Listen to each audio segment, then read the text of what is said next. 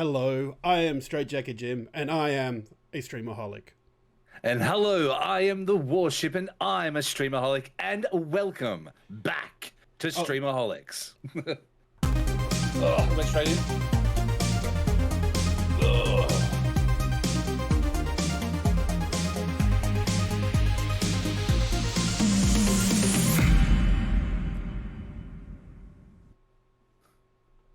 Yes, hello everybody.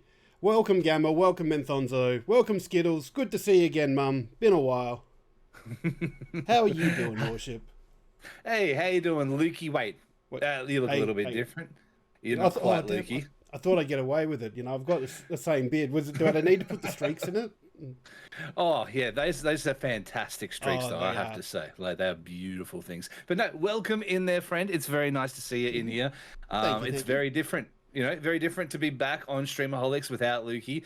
But, you know, I think we'll have a lot of fun. We've got a lot of stuff to talk about, and it's a little bit strange because we've been away for so long. But, yeah. Hey, how about we start off? Because there may be some people who like Streamaholics who have never seen your show before. So why don't you give us a little bit about you first? So I'm a co-stream lead with Lukey for Game On Aus, but so I do some streaming. I also run a show with Natty called Nuts and Bolts. So that's our esports show. So it started off as purely World of Tanks, ANZ Premier League, but has ballooned out so that we can cover all sorts of esports news. And there's a lot going on. There's a lot of Worlds competitions happening right now with League of Legends Worlds, Team Fight Tactics happened recently, and there's always something going on, so it's always very exciting to be in that space and see what's going on.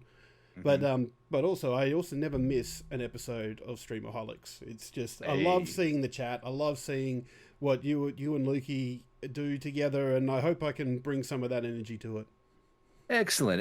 Well, for me, like your perspective is a completely different one for me because where I'm from and in my space, because I'm not an esports creator, I'm a content creator, I don't quite see the same sort of levels that you do when it comes to, you know, the way that things are handled from a managerial point of view and the backstage stuff there. Because at the moment we're working with a very small team with what I'm doing. That's all about to expand very soon, which I can't talk about, not allowed to. But once that expands, things will be a lot different. But when it comes to just straight up esports versus content creation, it's real strange for me. I don't quite understand it. All I know is when Pentanet posts on Twitter, I have to like it and share it.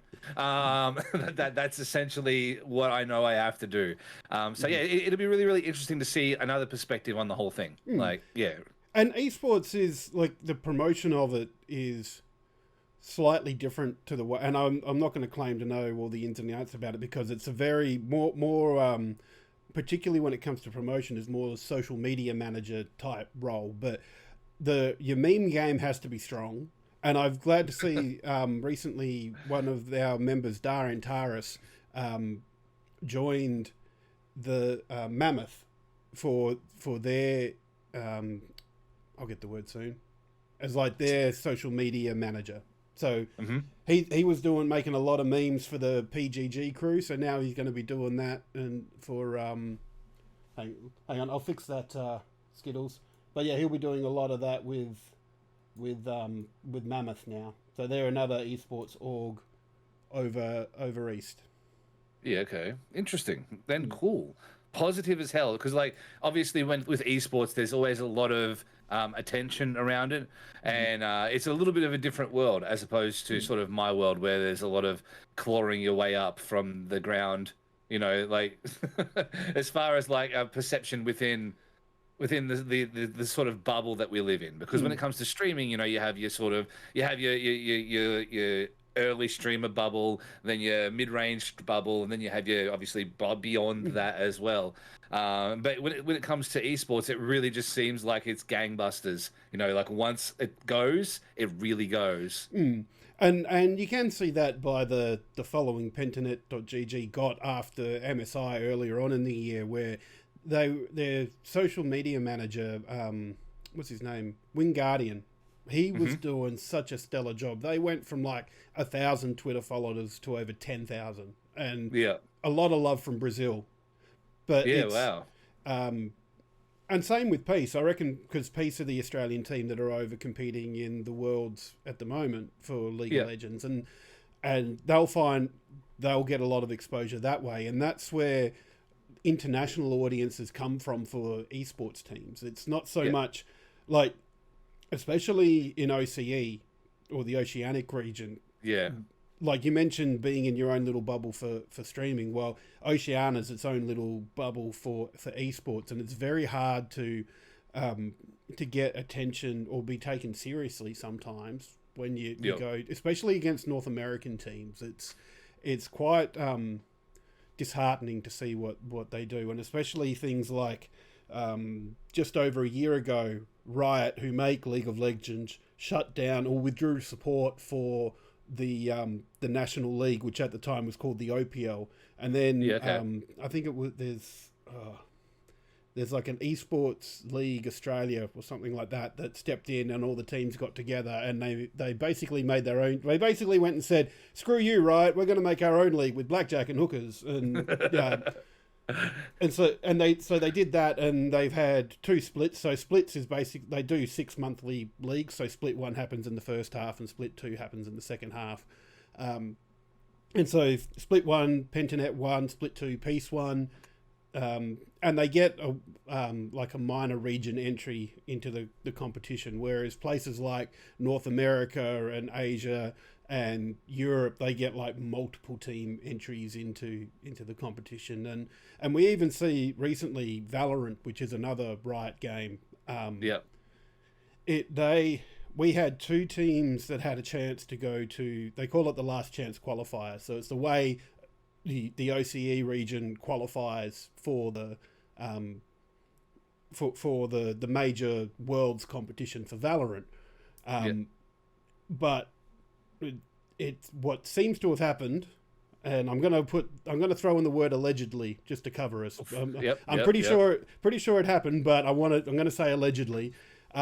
Riot just totally dropped the ball. They didn't start looking at booking flights until like the week before, and supposedly didn't know about like the good to go passes. Yeah, exactly. Freaking triggered, man. Which is very weird because Riot was organizing sending Peace over to Worlds not a week or 2 before, so you'd think that but anyway, this is Streamaholics. This isn't Nuts and Bolts part 2.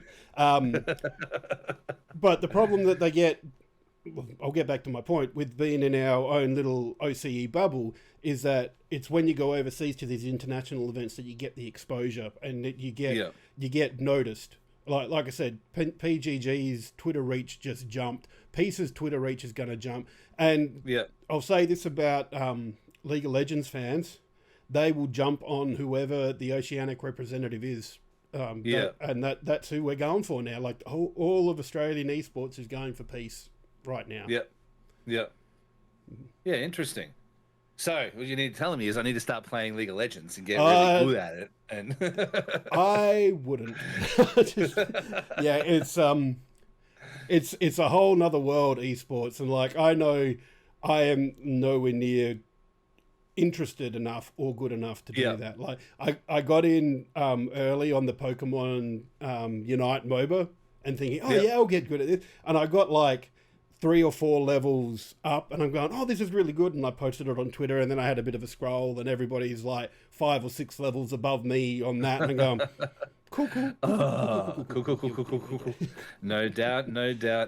These ones. This goes for too long. I forgot how long this one goes. But yes, for sure. I am not an esports guy. Like as far as watching it, the closest I've really ever got is OVL, like watching like the Overwatch League when that kind of hit. And because I grew up watching a lot of like I watch a lot of YouTube, which means I watch a lot of like Muselk and Tyradin and all of those boys and Bazagaza. And so when the league came out, I was like, oh cool, maybe I'll get to see like that kind of quality gameplay on a larger scale. And then I looked at Overwatch League and I'm like, I cannot even watch this. I don't see what's happening. My eyes Yeah. don't work like this. So And it's I completely fell off different. watching it. So Like the yeah, it strategies that they is. come up with. Like Yeah, I shooter games in particular. Like you watch yeah, your Rainbow Six Sieges, your Valorants, your Apex Legends, your yeah, COD Warzone, PUBG even. Like PUBG yeah, is not so bad because it's a little bit of a slower burn, but when you get to the yeah, action, yeah. it's bang and it's done. It's just like I didn't even see where was he? I didn't see him.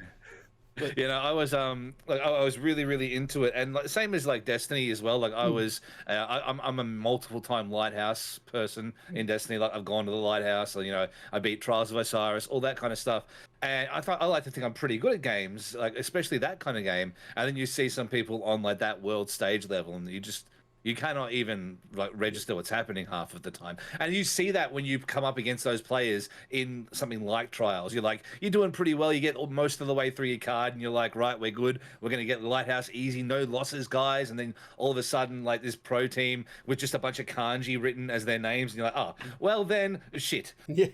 like, It's like before that anything though. even Like, happens. I've spent a year and a half watching World of Tanks because that's how Yeah. like my what's I speak for goodness stuff here, you know. Yeah. Yep. But Now you're good at my talking. my association with esports is only a year and a half old because we just started getting into it with World of Tanks and I like watching it. It's a bit of a slower burn than other esports, and you can actually see what's going on. I find, Yeah.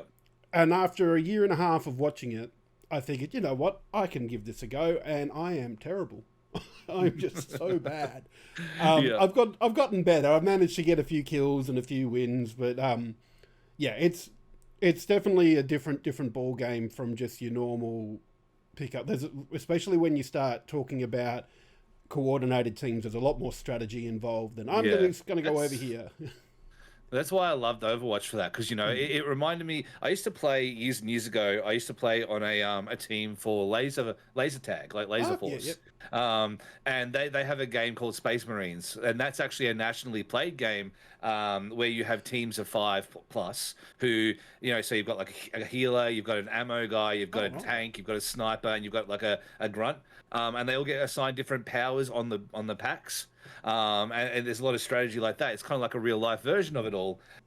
So when looking at Overwatch, I'm like, hell yeah, okay, we got like, you know, 2 healers, we got 2 tanks, we got 2 DPS. This is all great. Not anymore. They've changed that for the new one, but yeah, it was really cool to me. And then just to see it play through, that was the major appeal of it. That's why I changed over from Destiny to Overwatch, especially during the down period there as well. But it's funny because even playing now, like I'm playing Far Cry 6 at the moment on my channel, and people are like, oh, actually, you know, you can actually shoot, because I'm just getting headshots left, right, and center. I'm like, yeah, just because I don't play shooting games on my stream doesn't mean that I can't play them. I just find them boring because I can't interact with chat. And chat for me is the number one thing. And here's me slowly but surely reeling us back into the Streamaholics sort of bubble of what Yeah. we do. Because, yeah, like for me, the most important thing is chat. When it comes to conversations I would much rather have 100 people in my stream who are interacting with each other and interacting with me than have 200 people in my stream and no one's saying anything, and they're just watching the game. And there are times when people are invested in the game and I'm like, hey guys, you know, is everything all right? Are you enjoying what we're doing? And they're like, yeah, we are, we're just watching, we're just watching. Okay, cool, but please help. Yeah. You know, give me conversation, let this Yeah. conversation go, because I don't like no conversation. My third monitor, which is a vertical one here, if it doesn't move, that means no one's talking. And when it doesn't move, I get really anxious about it, and I'm like, oh no, I'm gonna say something funny. Quick, someone push one of the many meme buttons. I know, I saw this boat in half. That will do. That'll get people talking. That's fine. But yeah, like that's definitely like a bit of a reaction that I have with everything that I'm doing. Making sure that the chat exists. And yeah, honestly, this is Goa and the Streamaholic stuff from my point of view and Streamaholics' point of view has been very humbling in a sense, because I go from a stream that has quite a lot of activity to one where there's a lot more talking, and there's pretty much no interaction with the chat aside from the every now and again, chat, interaction. So it's a very different experience. I've said it before here. There's been a significant sort of, it really has taken it back and made me a little bit more humble with what I do, coming here and doing the Goa stuff, and then also the YouTube stuff, because YouTube gets nothing at the moment. Yeah. I do that once a week just to kind of get a feel for it. Plus, I want to grow that brand, especially, and now we're back here to the start and the topic of the stream, especially with all the absolute bullshit that Twitch is doing right now. Yep. Yeah, Twitch, Twitch. Just Twitch. Come on, Twitch. Yeah. No, like there are so many things to talk about here. I don't know if you want to cover over them, but my perspective on the whole situation is Twitch is on its third strike here, and it's already struck out with the third strike, because we had strike number one, and strike number one was the hate raids and everything that was going on there. The concerted effort on Discord to raid into LGBTQIA plus streamers, as well as streamers of color, and essentially anybody who had something in their title about being sad, and decided to raid in with horrible stuff, and stuff to the point where people were leaving the platform, stuff to the point where mental health was taken into serious consideration for these people, and that was strike number one. And then strike number two was the stupid pay to win bullshit that they had with the promote your stream, get your audience to pay money to get your analytics up. Yeah. Which is garbage, because, yes, I might have one person in my stream, two people in my stream, maybe three people in my stream who are a little bit, hey, how you going with their money because they love me and they want to support me. But somebody with 1,000 people in their chat might have 50 of those people. So one of my guys might come in and drop, $100 on the stream to make it get more views. And then a second later, old mate who licks the microphone and farts in it drops, 50 people all doing the same thing. And then the money that my stream has paid is going straight to Twitch's pocket. And I'm back at like rank 75 or whatever it is for that page. So strike number two. And then this last strike, the breach of privacy strike, people are scared. And I don't know if you want to talk a bit more about that. Yeah, but I've got a little bit of an article. So this was first reported by Video Game Chronicles, VGC. So an anonymous hacker posted on 4chan with saying that they've hacked. It's 125 gig dump of information. So that's a lot of information. A lot of information. And he the article from VGC says the leaked Twitch data reportedly includes, and it's going to say reportedly here because that's what it says in the article, but this was pretty much written as it was happening, so there wasn't a lot of time for this article to assess everything. But the entirety of Twitch's source code, with comment history going back to its early beginnings, creator payout reports from 2019, mobile desktop and console Twitch clients, proprietary SDKs at software development kits, and internal AWS services used by Twitch. So AWS is Amazon Web Services, which is their big server farm. In inverted commas, every other property that Twitch owns, including IGDB, which is basically the video game equivalent of IMDb, and CurseForge, which is a modding repository of knowledge. An unreleased Steam competitor called codename Vapor from Amazon Game Studios, and Twitch internal red herring tools, which are designed to improve security by having staff pretend to hack. So that's a lot of stuff in there. At the moment, what it didn't mention though was that user data had been compromised in that hack. But the problem being is that if you're releasing tools that they've used to test security, then other people that might not be so friendly, I guess, can use those tools to try and find an exploit. I'm more because this guy's obviously got the skills. He's savvy. He's gotten all this information, but he's released it because he's pissed at Twitch from the little rant in 4chan. He's pissed at Twitch. He's particularly pissed about the hate raids. Yeah. Or she. It could be a she. We don't know that. They. Just showing what could happen. That's right. But releasing those tools is a very serious thing. And there was a comment from Skittles in chat about my opinion is why the fuck did I learn my data had been leaked by a press release and Twitter posts from others and not from Twitch. Yeah. My response to that is that it moved pretty quickly. Twitch would have been aware that something has happened and they were investigating the extent of it. This isn't like when Yahoo got hacked years ago and they took 2 years to tell people that they'd been hacked. You know, this is days is, I think, a good result. And having worked I work in IT as my day job, and that's a reasonable turnaround for investigation, because the first thing they probably wanted to do was plug the leak and then work out what's being taken.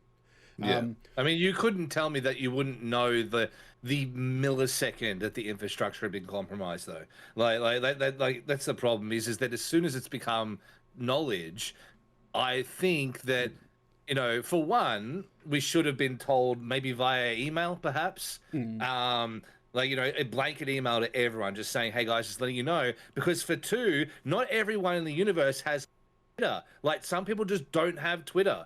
So why are people getting a message from Twitch on Twitter days later saying, hey guys, there's been a compromise here, you know, oops. Like, you know, look, some people don't use it, you know? I can't speak to the technology behind it because that's not my field of what I do in IT. In fact, I believe that Pete might be speaking to Reflex, who has a lot of network architecture knowledge and has recently completed a cybersecurity course. And so I believe he's going to be talking to Pete on the weekly show that'll have some go into more detail about what happened. But in terms of IT, it's like anything. If a breach happens, you don't necessarily know about it. Trying to trace, what's the word? Unusual activity is not easy, and you have to. Absolutely. And you're right, though, Skittles. There have not been any notes come out. The only thing I've gotten from Twitch about the breach is that we've reset your stream key. Yeah, that was it. There was one message from them. But like what I was saying, because I've worked IT infrastructure and IT support in itself was my job before my neck got broken outside of wrestling. So I've dealt with it as well. I've dealt with huge contracts like Australia Bank that may or may not be national contracts. And in those situations, yes, you might not know like instantly, but we live in a social media bubble. Now, the problem with that is that like Twitch itself is a social media application. You can't tell me that old mate John Smith is sitting there waiting for some tech support, and you can't tell me this thing isn't going straight off the bat from his mates who are going, hey, tiki funny memes on 4chan, look what I just found. You know, like the second that it became that level of public knowledge, it should have been plastered everywhere, because there are people who are afraid to come back to the platform. Like, I've got friends who stream who cannot stream anymore because they are scared of losing their data. They're scared of these hate raids. They're scared of being lost in the shuffle completely. They only have 5 viewers already. They don't want to have 2 viewers because other people aren't coming in anymore and they're not boosting their streams with money. So at the very least, given the past month of garbage that's happened on the platform, we really should have got a notification. Just a little one of these annoying ass whispers that you get from them in the notifications tab, just saying, "Hey guys, just letting you know, some bullshit's happened." You know, like that would have made a lot of people feel better.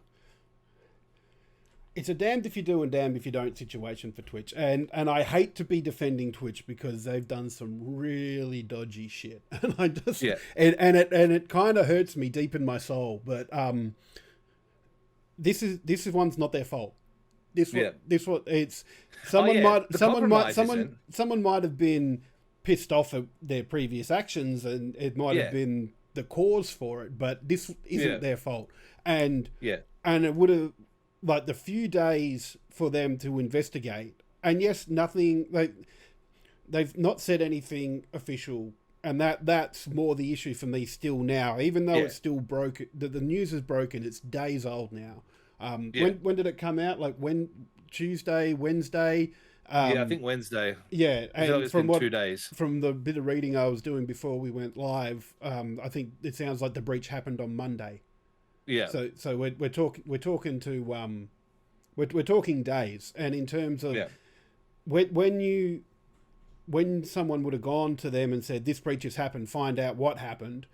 2 days of an investigation isn't long, but the fact that they haven't released anything now is that's still more alarming, and that they're like all the websites that I'm reading are saying like this bit on the VGC website. It says some Twitter users have started making their way through the 125 gig of information that's leaked, with one claiming that the torrent also included encrypted passwords.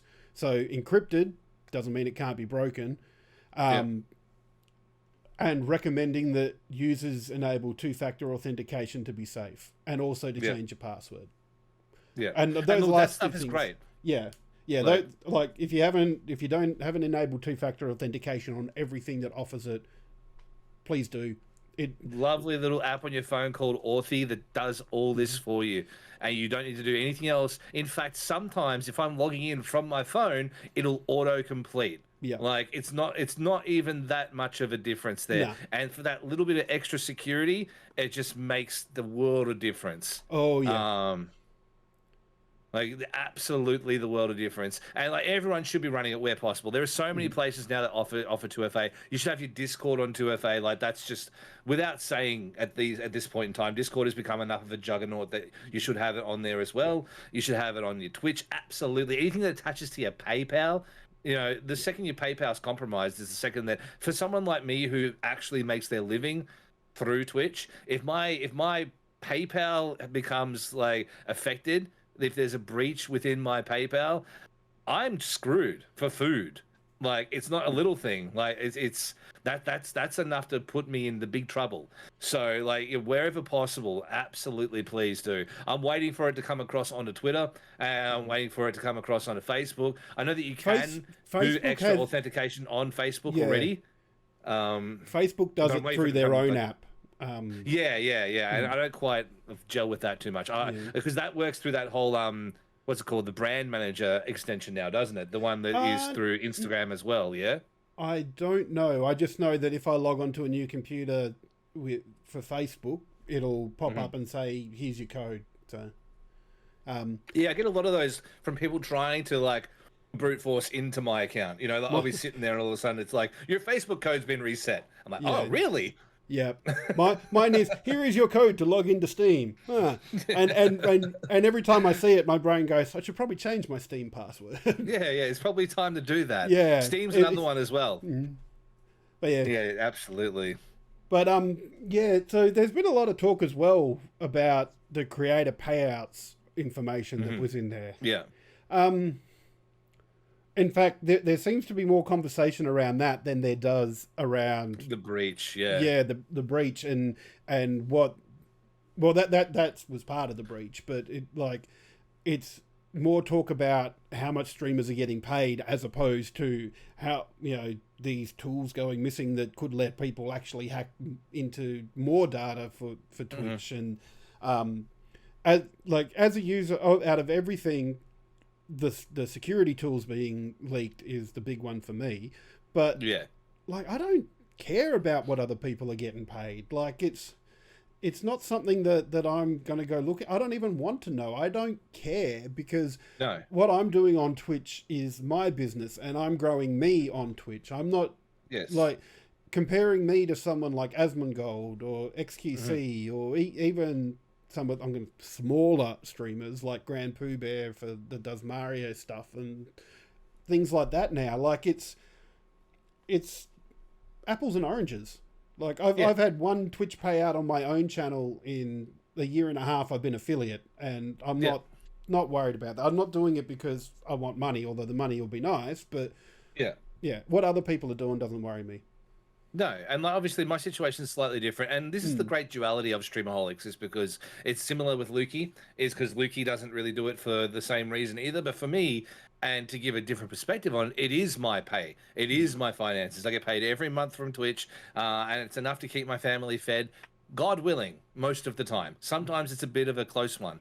But when it comes to looking at other people's payouts, you know what that does to me? That fills me with hope. Because I look at these people who have like slightly bigger channels or who have been doing it for a little bit longer than me. Because I've only been doing it for a year. I'm not some like, you know, I haven't been doing it so long that I've got this veteran status around it. I'm still very new to the whole process. So for me to look at this situation and go, all right, well, someone who has been doing it a little bit longer than me and they have a slightly bigger following than me, but then the corner turns and you look at the next person up and you're like, that's the money I could be making in a relatively short time if I do all the right stuff. So for me, it's actually been pretty uplifting. Obviously, you don't want personal data put out into the world anyway, but it definitely helps with you know, actually getting out there and seeing what I can do with it. You know what I mean? Like, because I'm like, yes, all right, cool, let's go, let's get let's more attention to sponsors. You know, let's see what we can do to grow the brand. Let's make more graphics, whatever it is, and it fills me with like a real sense of like hope. Because, you know, you sit there and you hear about it all the time and it's like, oh, you know, you'll never make money off of streaming, Shippy. What are you doing? You're never going to make any money here. You know, you're playing video games at 2 a.m. for people who have sad losers who have no lives. You know, like, but that's not it at all. Like, I'm like, you guys probably have lives, right? Most of I feel attacked. I feel attacked by that statement.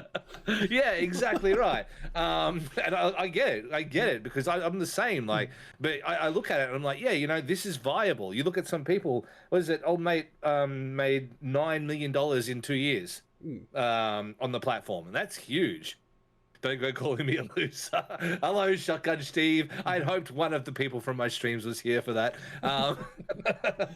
And thank you very much. They're definitely more handsome. Ah, that's very nice. No, it wasn't Dr. Lupo. No, it was XQC, I think, made 9.6 million since April 2019. Let's preface that with that's not their only revenue stream. If they He also made $30 million from the from all of the what's it called? The No, what was the name of the other brand? Mixer. One. Yeah, he made 30. Was it 30 or 10? I think he made. He made $10 million from the. So he's already up 19 million before sponsors, before brand deals. Some of these brand deals, like, you know, I know the higher echelon of something like NordVPN, which, you know, links. I don't have links here, but on my channel there are links in the description below. But here, no. But no, like for Nord, for example, I know the upper echelon of that is upwards of $50,000 a video. So like, you know, you can really get some ridiculous money from those things. Speaking of sexy people, it's Lukey Bangerz. Hello, friend. Hello, Lukey. You've come to scope out your replacement, huh? Just fill in. I'm keeping the seat warm. Keeping the seat warm. Just gonna weed out this butt groove a little bit. It's a little bit uncomfortable. You don't have a hat on. I don't think I'm so used to looking at a hat. I don't have any hats. Like, I've got a couple of hats in the other room, but it's not something especially not with this. Makes it very hard to wear hats these days. Oh, yeah, well, for me, that's all gone now. You know, I don't need... Yeah. I've been gone so long that most haven't seen it, but I actually don't have long hair anymore. And, yeah, I went from having hair about your length not that long ago down to short purple hair at this point. But yeah, I have to do my hair, goddammit. Yeah. I did want to just briefly touch, because one of my big things about the money leak, and I'm glad you're taking it in a positive way as a goal to aim for, because it can quite easily go the other way with some people, where they look at it and go, why am I not getting that much? And it's something that actually happened today, because PAX Oz Online is happening today, and Goa had a panel in there about it's just okay to game, or it's okay to just play. Yeah, oh, that's the one. Yeah, and one of the things we spoke about was the effect social media has on what you're doing, and social media is once again a little bit differently, because you see the best parts of people on social media. That's what people like to put on there, and comparing your worst days to their best days always makes you feel down. Yeah, you only see their best days. You don't see anything else. Yeah, that's right. And I feel that this is where the money leak can have some impact, because I'm very, oh, that happened? Okay, cool. No worries, and get back to what I'm doing. There's not a lot that really bothers me. I can see how it would bother other people, don't get me wrong, but Absolutely. It doesn't really bother me, and I just go on and do my thing.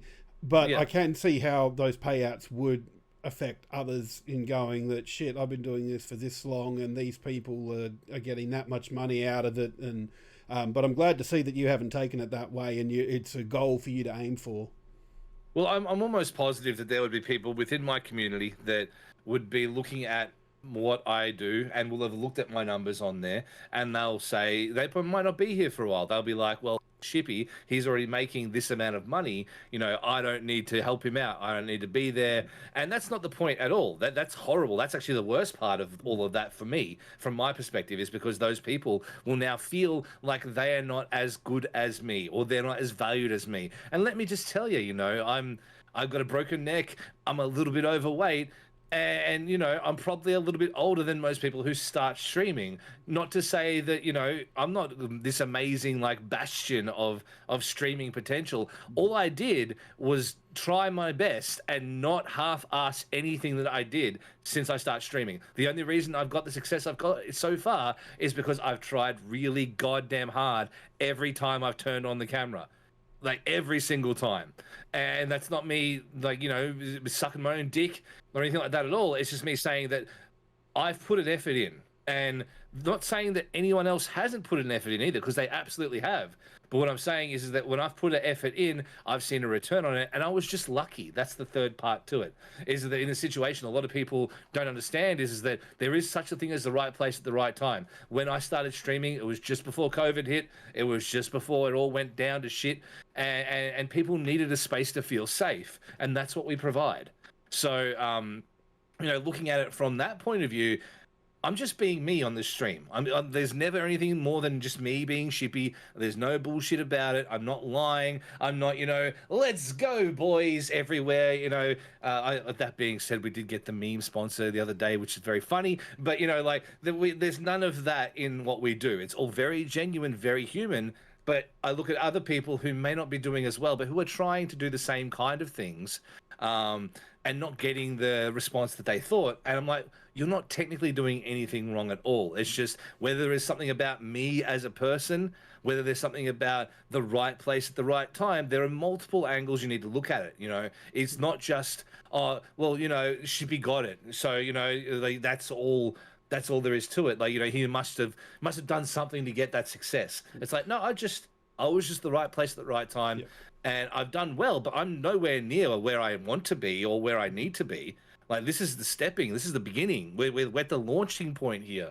So I definitely feel for all the people who might look at my revenue stats and go, well, what about me? You know, how come I can't have that? Yeah. But I feel for that, because, like, it must be a very, very hard place to live if your main concern about someone else is how much better they are doing than you. You know what I mean? Like yeah. That's a hard place to be sitting in, and I feel for everyone who's in that position, because I don't want to ever feel that way. I look at other people who are doing better than me, and I'm like, right, I'm coming for your head. That's the first thing I say in jobs. They're all like, well, where do you see yourself in 5 years' time? I'm like, I'm going to either have your job or the one above it. That's my goal. I don't want to be a shit kicker forever. The next time that we're having this conversation, I'll be doing it. You know, like, because that's always been my mentality. Always, always, always. I wouldn't necessarily call it jealousy. Jealousy is probably a very strong word. I think that people tend to, when it comes to content creators and people on the internet, we tend to create a false image of who they are. So you see me here, and you see me every night, 5 nights a week, whatever it is, and you, within that sphere, you create like your own statue of me. And that statue of me is the thing that that you always look to. So that's the image of me. And it's not necessarily about jealousy. It's more like, well, it's expected. You're like, okay, so I've made a statue of Shippy in my head. Who's making a statue of me in theirs? And when you look behind you and you don't see anybody, you start to resent the image you see in your own head. Then I can use Nuts and Bolts as an example there, because yeah, it's a show, goes for about 45 minutes. Yep. What you don't see is I've recently started having Wednesdays off because I need to calm down at work, and work was getting me off. But it has given me a chance that on Wednesdays, from lunchtime, basically, I am researching stuff. I am looking at articles, I'm reading and finding out, because I don't know if you've noticed this, but a lot of esports have very, very complicated finals brackets and trying to understand what team goes where. It's like, all right, here's an example. And yes, I'm hijacking this for more Nuts and Bolts stuff. I apologize in advance. Worlds at the moment.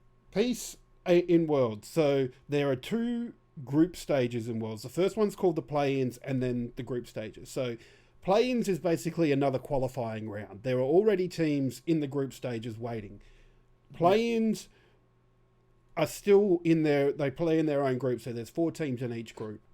After the first little round robin, the top of each of those groups go... Actually, sorry, there's 2 groups. So the top of each of those groups go into the main group stages. And then the bottom 2 from the play-in groups drop out, and the others play again to find the 2 that will go through and fill up the other 2 group spots. Yeah, it makes sense. No, it doesn't. It does not.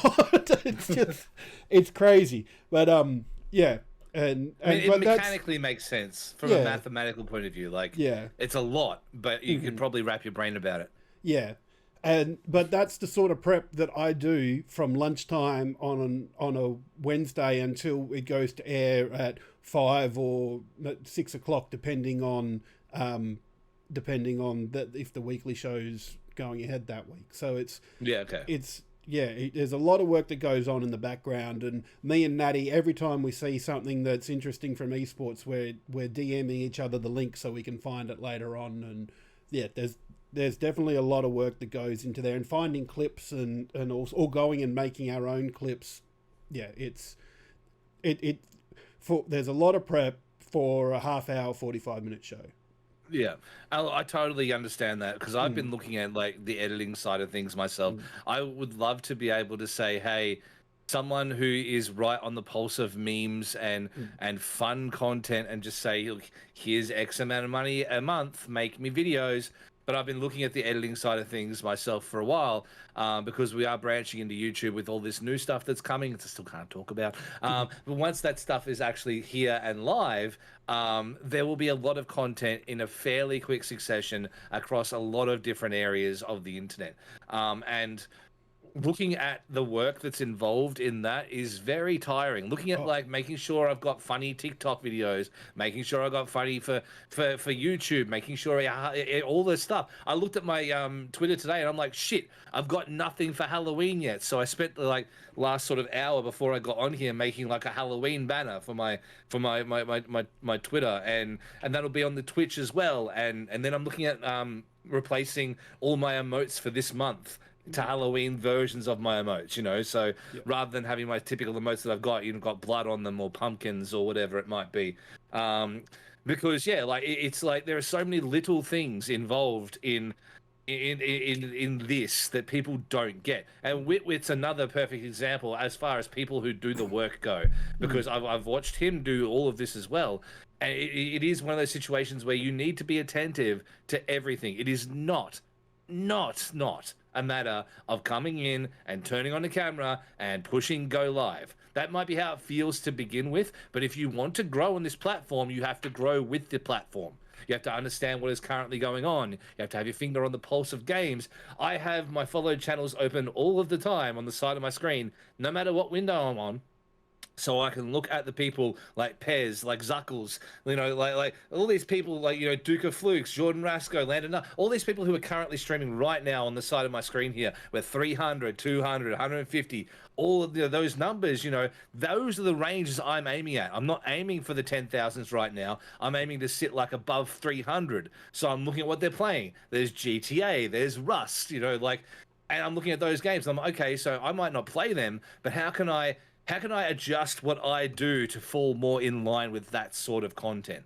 And so I watch them. I go in there and I lurk in streams. I look up to guys like the Misfits, like Swagger Souls, all those guys when it comes to their content. So I look into those things. I watch their YouTube videos. I get around Cold Ones. I think that's probably the funniest of anything currently going on in Australia right now as far as content goes. And I'm constantly looking at ways to take what they do and make it effective here. It's very, very interesting to see people who don't do that, and people who are just okay with like letting it coast, but at the same time really, really want the big things to happen. You know what I'm saying? Like, I really do. I have a slightly different philosophy when it comes to what to play, because I'm very big. Like when I started off, I wanted to be a Mario streamer because I was really in that community. I was hanging out in Mario streamers, watching a lot of Mario Maker and stuff like that. So that's what I started off doing.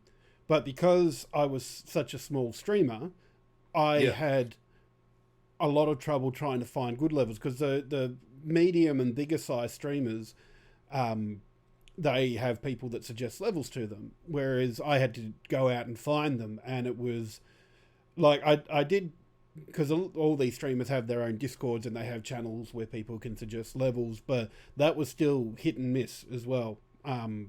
So I moved away from that and have become, I guess you could say I'm more a Star Wars streamer on my own personal channel, but more a variety streamer, because I feel that, I don't generally watch trends for games that come out. I may play a game that came out, like I'm going to be streaming after this little session, and I'm sitting here looking at Far Cry 6 and Metroid Dread and New World, and just quietly, I have to show this off because I picked this up today and it looks absolutely fucking amazing.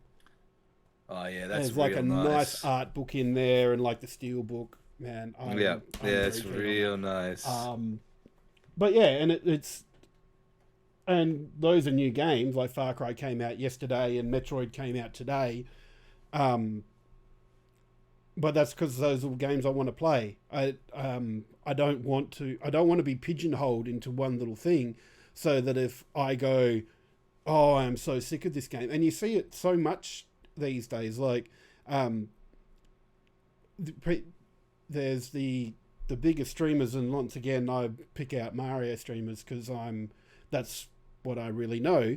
Like Grand Pooh Bear has started doing a lot of GTA 5 roleplay, and Rossi, one of Game On Aus's own community members, has stepped away from marbles, where he's been doing marbles. He he could have almost applied for partner just based on his marbles work alone, but it got too much, and he stepped away, and he's doing GTA roleplay on an Australian server, which is basically Melbourne.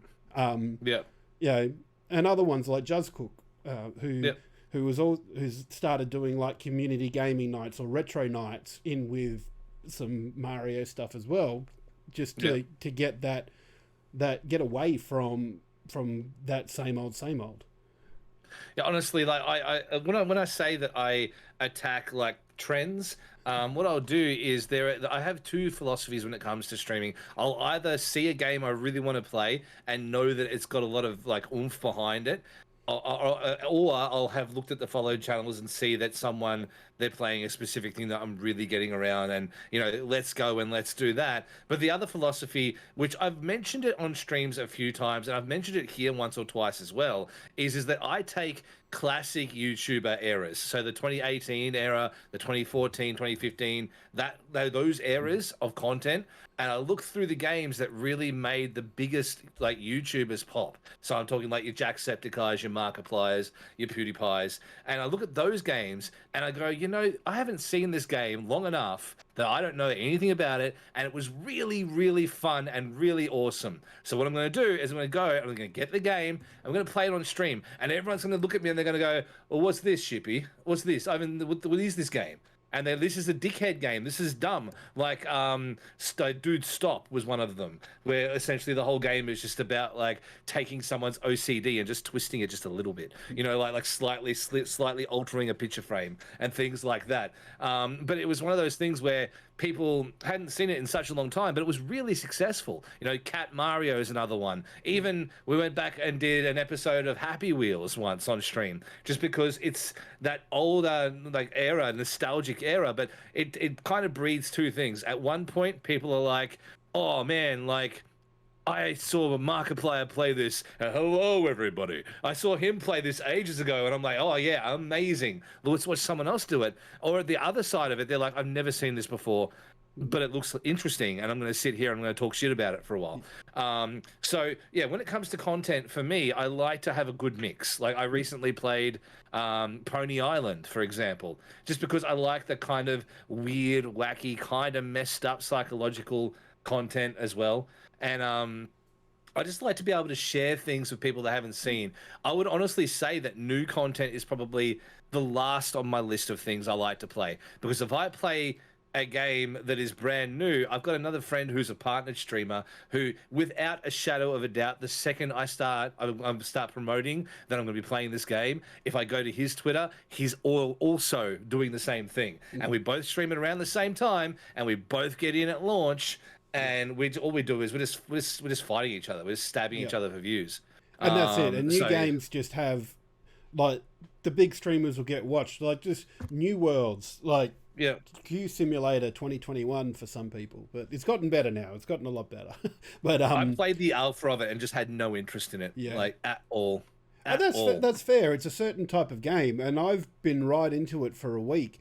But there are certain things I'm finding with it that I'm sort of hitting a wall, and I need to look at it a bit more and see what's going on. But on the day that it was out, like, and yes, there was only certain people that had the Twitch drops, but they had like 20,000, 50,000 views, and it was like, what the hell? That's crazy, man.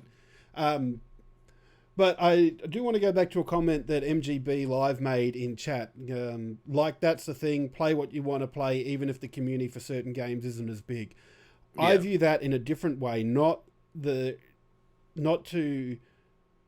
draw in people that like the game. I see it as building a community that doesn't care when you change games.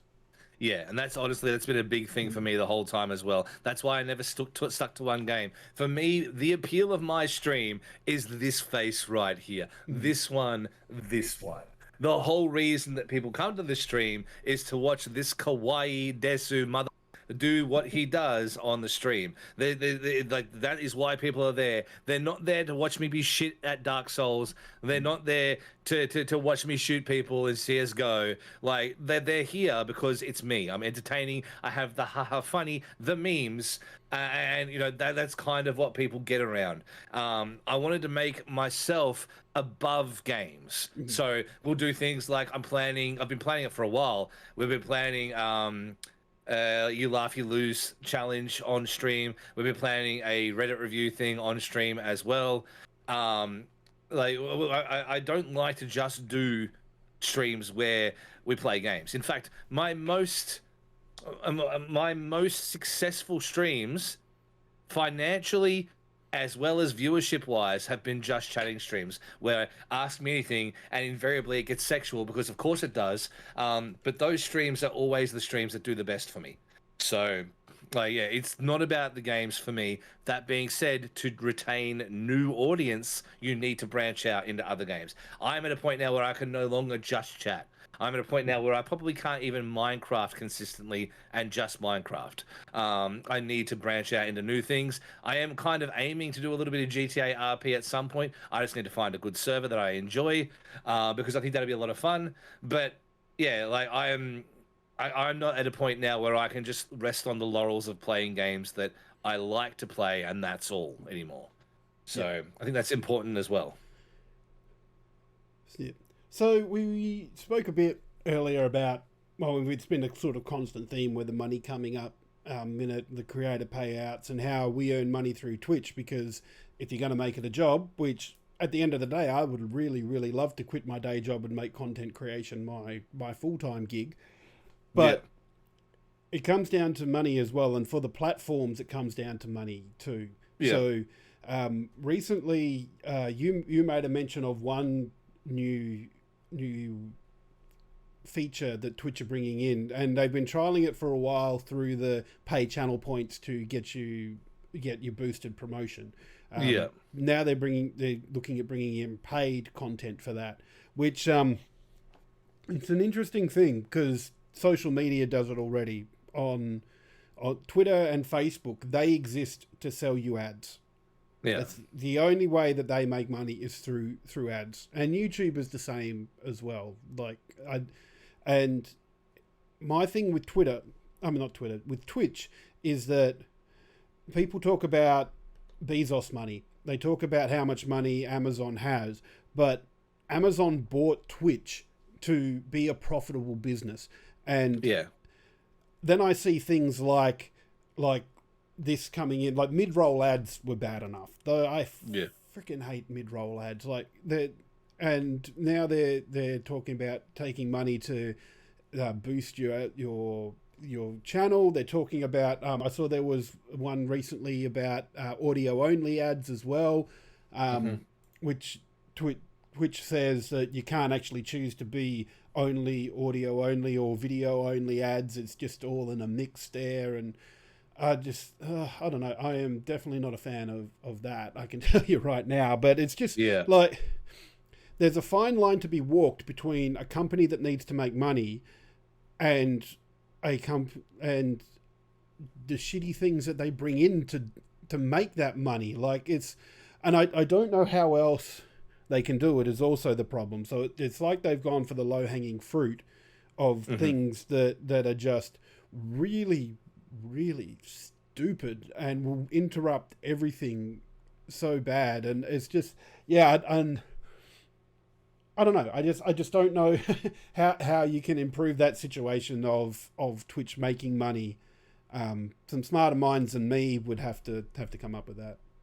Yeah, and honestly, like the way that it is, it really doesn't lend itself to helping the community grow. Like it's the way that it, like I noted before, like the way that it's set up is it will allow people who have, I can't say the word, have been banned, but for lack of a better word, very strong supporters. For the people who have lots of those very, very strong supporters, they're the ones that will grow. I'm sure there'll be some rich white kid who will put 50 grand into the booster stream and they'll buy themselves rich. Buy themselves famous, and all of a sudden that 50 grand will turn into $1 million, because they have the collateral to put out there in the first point. Okay, here's a question without notice for you. How is this different to follow bots or view bots, apart from the fact that Twitch are endorsing this one? I mean, it is different in the sense that it's real people who will be coming in. So, this is not boosting your analytics in a fake way. This is boosting your analytics in a real way by getting you on the front page, allowing you to be boosted to people who will get to see you. The more people who see your product, even if it's only for a minute. I've had it happen. You've had it happen where they're like, you know what's great about this stream? You rock about this stream. I love you. Am I coming back? And it's only because of you. And now if you get that happening, if you boost your stream 1,000 times and you get 1,000 new people in, and even if 20 of them do that, You got 20 new people who are in all the time. It's different to follow bots because follow bots is just people coming in and lurking. It does obviously raise how many viewers you have in the channel, but they're not genuine. They're not going to sub for you. They're not going to tell their friends about you. So yes, while you might get more viewership in the end, you know, like from an analytics point of view, if you want to get partner, I guess, it's not really boosting your community. Whereas this is literally pay money to get famous, pay money to get more viewership, pay money to have a bigger community. And that's where I have a problem with it. See, I look at it in that, yes, it's... Once again, I'm going to preface this with the shitty thing. I feel like I'm playing devil's advocate a little bit tonight. But if you're promoting your stream, but you're still shit, then you're still shit. And yeah, you might be on the front page. And let me tell you, Goa gets front page on Wednesday nights. We're on the carousel for Australia. And I can see a difference when we're immediately the first option on the carousel in viewers and when we're a couple back. So, and it's still not a huge amount of viewers you're talking. And yes, this is the OCE region, so it's a little bit different, but we're talking of difference of when we're on front and center on the front page, we get about 300 or 400 viewers. Yeah. When we're a couple of rows back, we get 100. You know, that sort of thing. So it's we're not talking thousands here, and people still has to like what they see to drop a follow, and they still need to like even more what they see to subscribe as well. And I don't see this as getting it, and I think people will see that if they come across a stream on the carousel or recommended channels and they don't like it, like I go looking through, and if the streamer hasn't grabbed me within 20-30 seconds, if they're not talking, then I'm gone. Or if they're the most boring people, if they could bore for their country, you know, like I'm gone as well.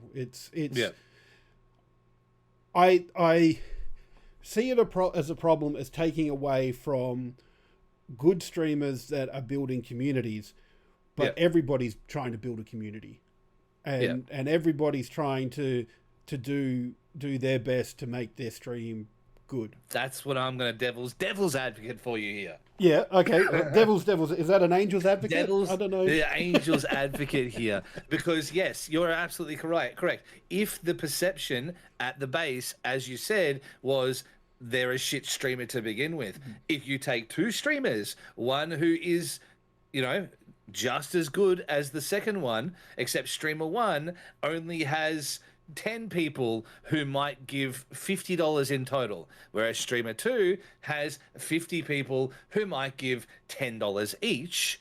You know, like all of a sudden, the difference between this guy and this guy on the recommended list is huge. My problem isn't people being shit at this job having exposure. It is people being good getting exposure, whilst other people who are just as good and who work just as hard not getting exposure because their followers' pockets weren't full enough to be able to provide it for them.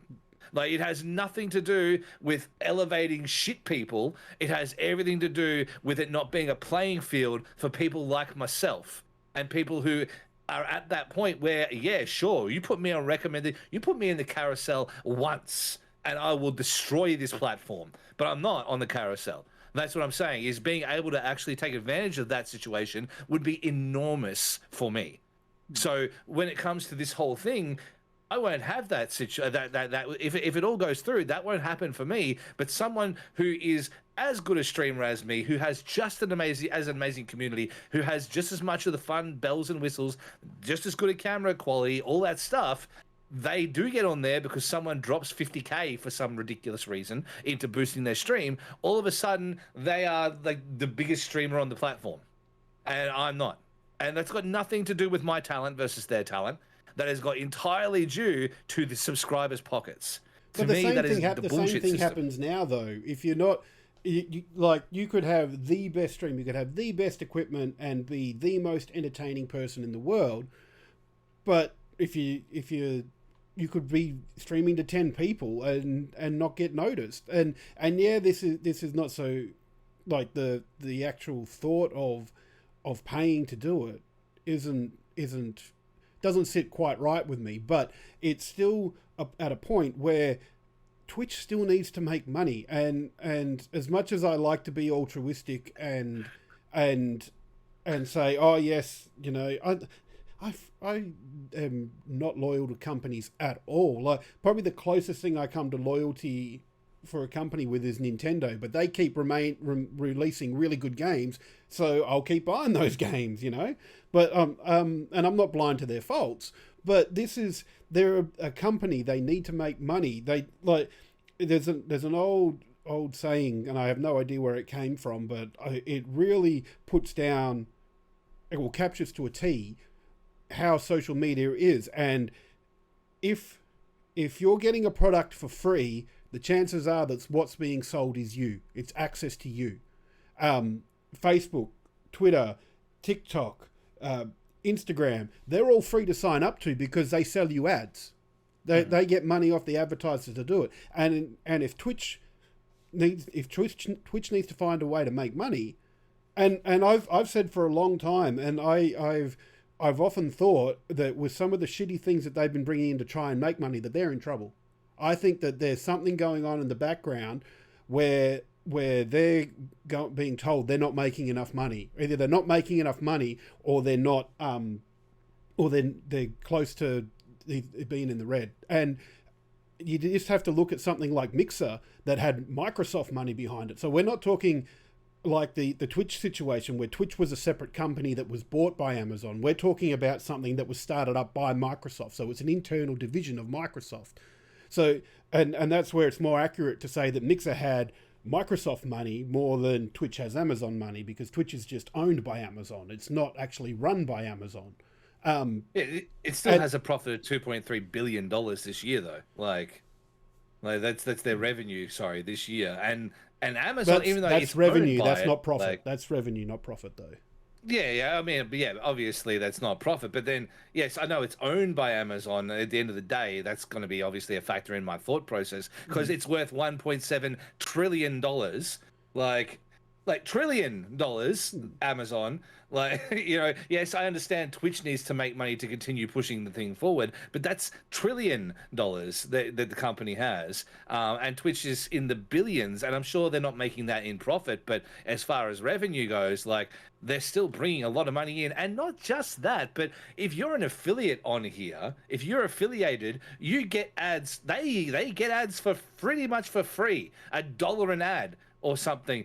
Sorry, $1.50 a month or whatever it is. Some ridiculous amount of money that we get at the end of the month for having done this for them for the entire month. You know, like that, like you know, we don't touch the surface of what we get. You know, like if this was a television show and I had ads running during the show, I would be getting a lot more money from it than barely $1, 1 cent per ad. You know, like that you know, that's kind of my thing here is that yes, there is plenty of avenues of revenue already being made. You know, you can't tell me every time you go to a non-subscribed stream that those people who are paying for those ads to come on your stream, they're not charging, like, they're not getting charged through the roof to put those ads on there. You know, like, have just quietly, have you ever seen, like, I must admit myself, I haven't seen what Twitch charges for ads, but in previous lives, I've been a social media manager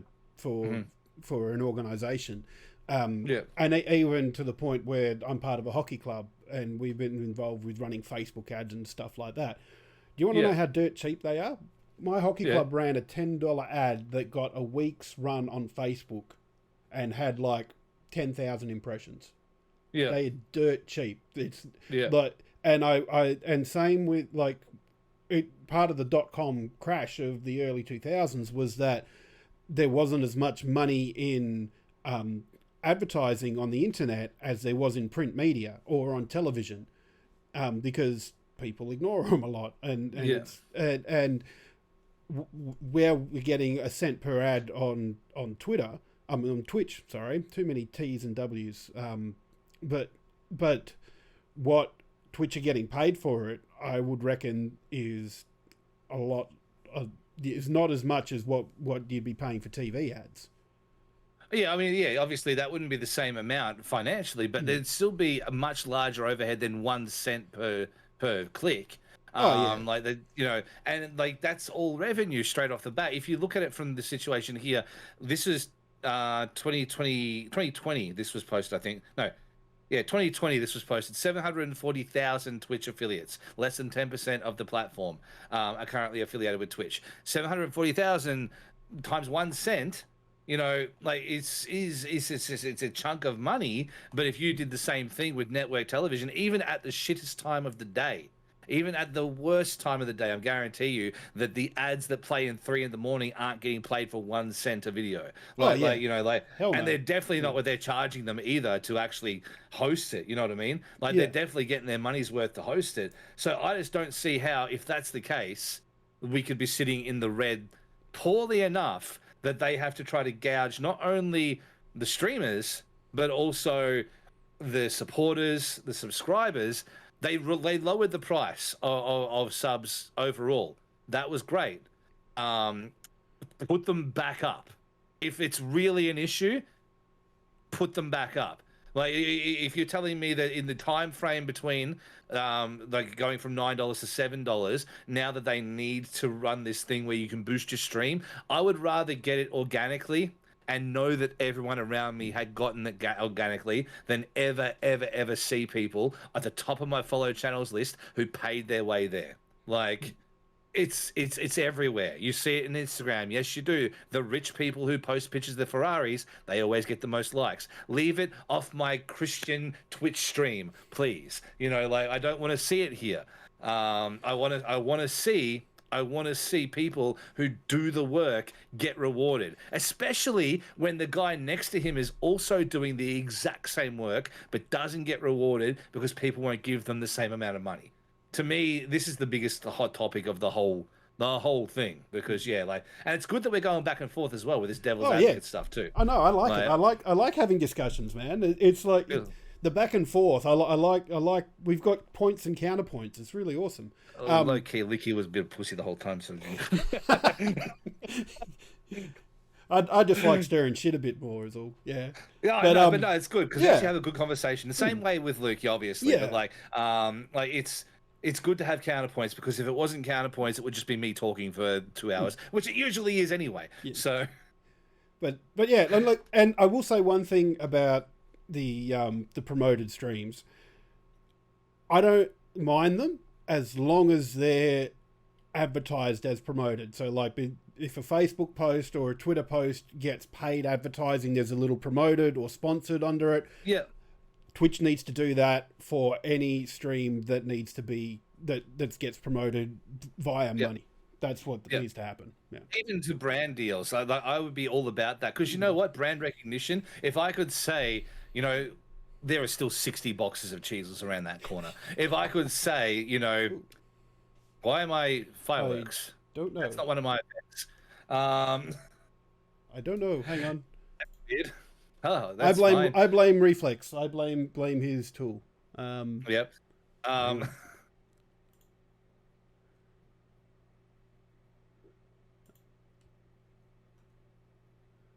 It looks better. There we go. We're back. Oh, we're back. We're back. Tech issues. Yeah. I would say though, if back to the point, words. Where was I? Words. Help. We're talking about how it needs to say promoted if you pay for promotion. Twitch for brand recognition, put it on there as well. Legit, like, give me a branded thing like Instagram does, where you can choose to have branded content, marked as branded content, because what that does is it reminds the brand. I'm sure the brand has thousands upon thousands of people tagging their posts, but if you get added to this like niche section of branded content, the brand goes, oh shit, they're doing that now, let's repost it, let's like it, let's send a representative off into it. Do that with Twitch, 100%. How many streams I've played games with small indie developers and even large developers who come into the chat and they're all like, "Oh, you've got 100 people in here. How's the stream going, boys? It's good." You know, like I had this full conversation. Just quietly, I love when devs do that. Like, and indie devs give you so much love with that, and it just makes you feel so good when they pop in and they talk about the game, and it's so good. And like I had the people from Goose Goose Duck come in a couple of times, and the first time the guy came in, he was like, "I love your streams. Here's a bunch of in-game money so that your character can look the best, and you can, have all the fun stuff here." And it was cool because I was just playing a game. I found it for the first time, and they just showed up, and we just had a real ball. And like for me, that kind of stuff is great. So add that to brands on Twitch, 100%. Hell, if you have to charge them for it, I guess that's the nature of the business as well. But if you can do it in a situation that allows those brands to see who is streaming their content at that particular time, that can only be good news as well. Like it really, really can. The same way that Instagram does it, the same way that Facebook does it as well, and Twitter too. It's essentially having hashtags without hashtags. I'm gone again, aren't I? That's right. I just refreshed the browser source to bring you back. Cool. Ah, cool. Yeah.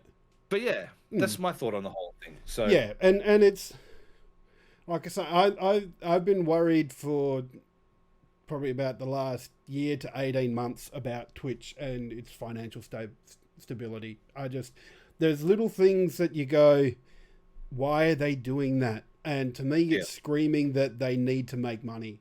And like I said, if a company as big as Microsoft can't make Mixer work, and like they threw there was a lot of money being thrown at them, and like we talk about Amazon, Twitch having access to Amazon's AWS servers. Microsoft has access to their Azure servers, and they're just huge server farms. And and for them to pull out of Mixer so quickly, it says to me that there's big money that is needed to run them, and I'm just very not afraid but wary of Twitch, and and I think the only reason that they're surviving this long is because they're such a big player. Yeah, and look, you're more than likely absolutely correct on it. I just don't feel like, as a community, we need to be suffering because they are, like I feel like that knockback is going to hit pretty hard, particularly when it comes to visibility on the platform. And it really does just feel like the rich get richer. Like if I could present that boost the stream thing in any way, that's how I would present it, because people who have money will always attract more. The great thing about capitalism. It's annoying, but that's the way. The great thing about you though is it's never been like that. You can just do what you do, and no matter who you are, where you're from, or what you did, as long as you love me, you're gonna have a decent you're gonna have a decent time. Because we don't it really isn't about your social standing. It really isn't about what your house looks like or whatever, anything at all. It's purely about what you do within the confines of this. From here, it could just be a trash pile this high. You'd never know, but it could be. And that's what I'm saying is that there's no construct there as to who you are in the world or anything at all. It's purely your streamability, and to take that away kind of takes the soul away from Twitch for me. And that's why a lot of my mates are jumping over to either the blue or the red brand. A whole lot of people. I do one night a week on I do one night a week on YouTube. I have done for a while. I'm considering jumping into a night on Facebook as well. But yeah, it's hard to justify a lot of the bad stuff lately. Yeah. Oh yeah, and Twitch. Oh my God, come on, behave. What are you doing to me? So, technical issues. Yeah, that's okay. We'll refresh again, and it'll come back, and it'll be good. But it's my problem. Well, one of my big problems with Twitch is the lack of communication, and and YouTube and Facebook are no better because they want everything done online. Like YouTube, you get a video gets banned, and it's just like, oh, well, why was it banned? Oh, it violated community standards. Great. Which one did it violate? I'd really like to know that so I can avoid it in the future. Yeah. Or all the mass reportings of stuff that when people don't like you, they just hit it, and then the algorithm goes, "Oh wow, lots of people are reporting this. I better do something about it." Yeah. Without even looking at it, and that's obviously that's a big problem as well. But honestly, like I said, like it's just a bit of a scary time at the moment. The world is a little bit worried, I think, when it comes to Twitch overall. I think that I know for myself, I would guess at an estimate, I'd say 30% of the community has kind of taken a sabbatical. I think that's kind of across the board. It does seem to seem like, for people who sit at the 100 viewership like myself, most times we're kind of sitting at a max of 65 to 70 most streams at the moment. Every one of my friends is in the same situation practically. There's one that isn't, but everyone else is in the same boat. And yeah, I do feel like a lot of people are just staying clear right now when it comes to the platform. Because they're worried, they're scared. They're scared for their security. They're scared for their mental health, and now they're scared for their wallet too. So, yeah, it's a bit shit, and looks like we're having issues still here. So. I'm just not sure what's going. Like we're using OBS Ninja for those of you playing along at home, and in the screen it's fine, but the browser source that I've put into OBS is not playing the game. It's just so. That being said. Let's take a moment here to do something I haven't done before with you there, my friend. Where can we find you on the internet? You can find me under Straightjacket Jim, spelled just like it is underneath my name, on Twitter and Twitch. They're and YouTube as well. So they're the main ones that I use. And where can we find you, Mr. The Warship? You can find me everywhere, practically, except for stupid Twitter at The Warship. Twitter is still _Warship, but you can find me at all these places and pretty much everywhere else at The Warship. And I think if you look up The Warship, you'll still get me on Twitter anyway. And I do stream 5 nights a week from Sunday to Thursday, either on YouTube on Sundays or every other day of the week right here on Twitch. And guys, thank you so much. This is the first one back. Just before we go, I did put out the call in our Go a Subscriber chat in our Discord. So this is our special membership program that you can join. $11 a month gets you access to some discounts, some all sorts of goodies. Also gets you access to a special channel in our Discord where you get asked questions about us. We only had one question tonight, but it's a pretty simple one, I think, from my point of view. It was Gamma asked, "What do you think Twitch needs to do so that another leak doesn't happen?" For me, the answer is I don't know, because what cybersecurity they had in place, I don't know, and I'm not a cybersecurity person to do it. In terms of why that person did it, Twitch be better is basically what I can say. Absolutely the same perspective I was going to take on it is there's not much I can tell you about infrastructure and cybersecurity, mostly because while I have worked in it in the past, I don't know anything to do with what they've done with theirs. But what I will say is that much like the hashtag, what needs to happen right now is Twitch needs to do better. And that is across the board with all of the stuff we spoke about tonight. And I'm sure we'll speak about again. Thank you so much for hanging out today. Thank you for coming through and doing a temporary replacement there for Lukey Bangerz. And to everybody else, thank you for being here as well. Right. We have been Streamaholics, and now you're a Streamaholic. And I guess you're still streaming from here, yeah? I am. I'm going to play a game. I haven't decided which one yet, but I'll decide after a quick little break. No worries. Thank you very much, guys. We'll see you next time. See ya.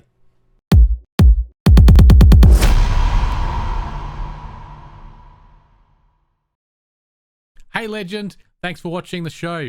If you want to make sure that you're up to date with all of the Game On Aus content here on YouTube, make sure you click the subscribe button, and I'll see you in the next video.